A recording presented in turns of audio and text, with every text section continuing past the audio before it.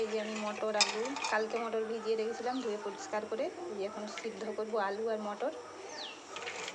এগুলো এখন হবে লুচি আর ঘুগনি। ছোটো মেয়ে আবার লুচি খাবে না, ওর জন্য একটু উপমা বানিয়ে দেবো।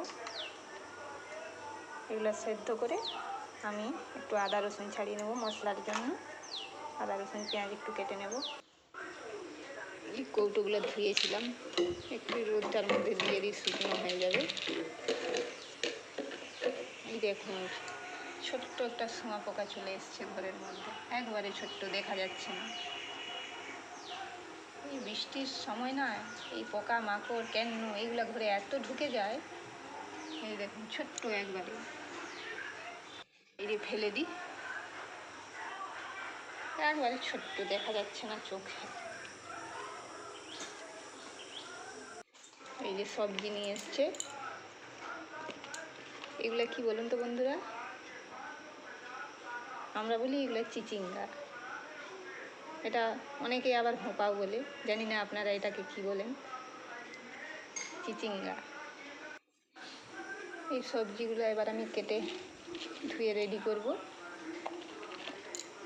রান্নার জন্য। উচ্ছে তো করবই, উচ্ছে আমি প্রতিদিন একটু করে করি ওর বাবার জন্য। ওর বাবার যেহেতু সুগার আছে তাই একটু উচ্ছে প্রতিদিন একটু তেতো আমি ওর জন্য করে দিই। তার সঙ্গে আবার কী কী হয় এগুলো সব কেটে এবার রেডি করব। এই যে পাশে আমি মটর আলু সেদ্ধ করতে দিয়েছিলাম, এটাও হয়ে গেছে, এবার একে নামিয়ে নেব। মর্নিং সবাইকে, এখন বাজে সকাল 9:10। আমি স্নান সেরে চলে এসেছি ঠাকুর ঘরে, এখন আমি পুজো করব। আমি আপনাদের সাথে আমার 2 ছোট্ট গোপুসোনার দেখা করিয়ে দিচ্ছি।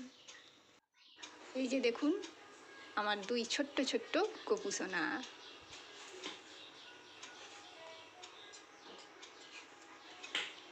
সমস্ত কিছু রেডি করে আমি এখন চলে এসেছি রান্নার এখানে। কী কী রান্না করব, এই যে কেটে নিয়েছি উচ্ছে, আজকে উচ্ছে ভাজবো পেঁয়াজ লঙ্কা দিয়ে কিন্তু। এখানে করব ঢেঁড়স আলুর তরকারি, আর এই যে হবে হোঁপা মসুর ডাল দিয়ে এটা করব। আর ওর বাবা স্কুল থেকে ফেরার পথে মাছ আনবে, মাছ হবে, মাছের ঝোল। বাস আজকের মতো এইটুকু।